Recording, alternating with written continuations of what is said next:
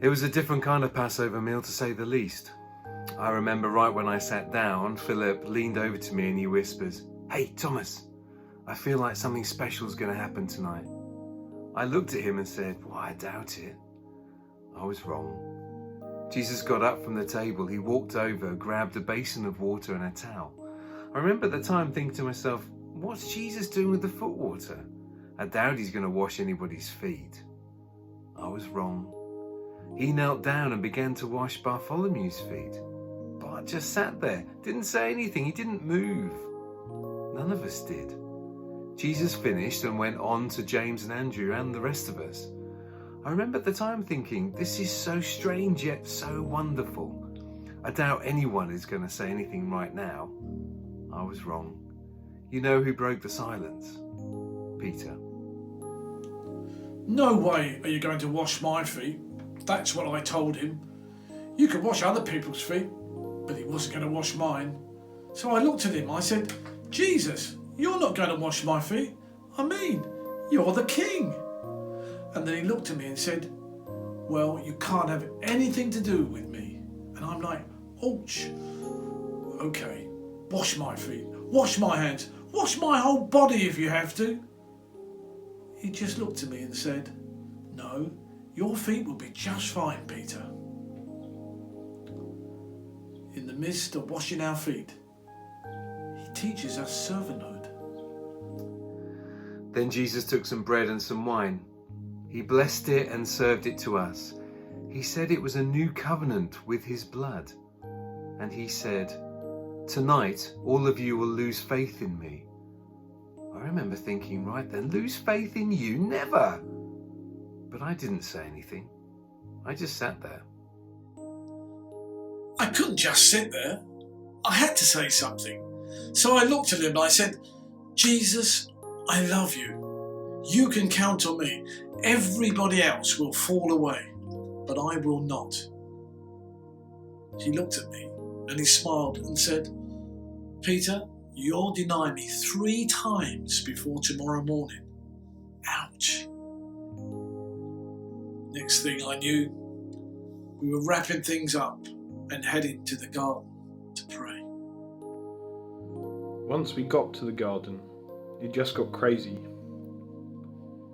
Jesus asked Peter, James, and myself to go a little further into the garden with him and pray, and we did. We tried. We kept falling asleep. Jesus kept waking us up. I remember one time he said, "The spirit is willing, but the flesh is weak." And that's true. It's all a blur. And to think this whole mess got started because of Judas. Did he really think that what he was doing was right? There he is. He's the one praying by himself. Now, the others, they will try and come across some sort of scene. But when I kiss on the cheek, that's the one you want. Now, 30 pieces of silver for this, right? That's what we agreed. 30 pieces. Forget about the rest. When I kiss on the cheek, that's the one you want. A kiss. Judas betrays Jesus with the kiss of a friend. Then it got crazy. Peter grabs the sword and cuts off this guy's ear. And Jesus, he just reached down, picked up the ear and put it right back on the guy's head, as if nothing had happened. And then they took him. I would love to tell you we thought for him, but we didn't. Everybody ran. I ran. I'm so ashamed.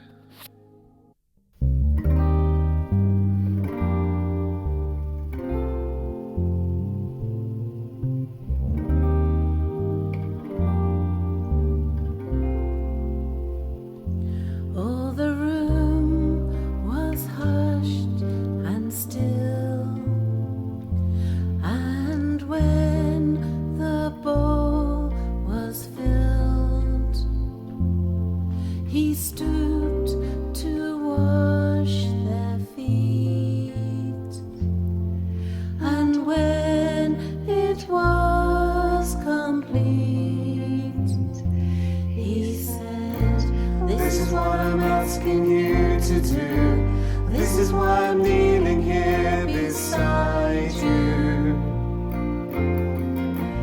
This is what I want my church to be.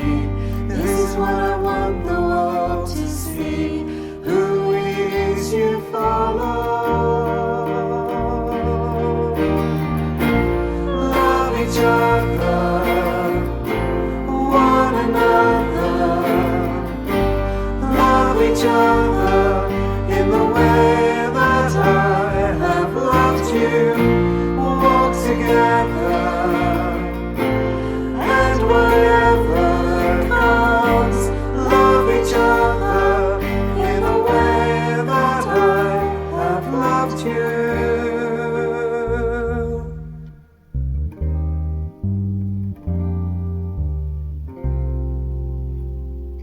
Let the room be hushed and still. Let us go to where he kneels and join him as he serves and learn his ways of love.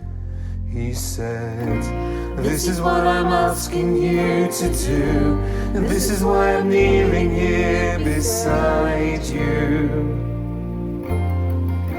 This is what I want my church to be. This is what I want the world to see.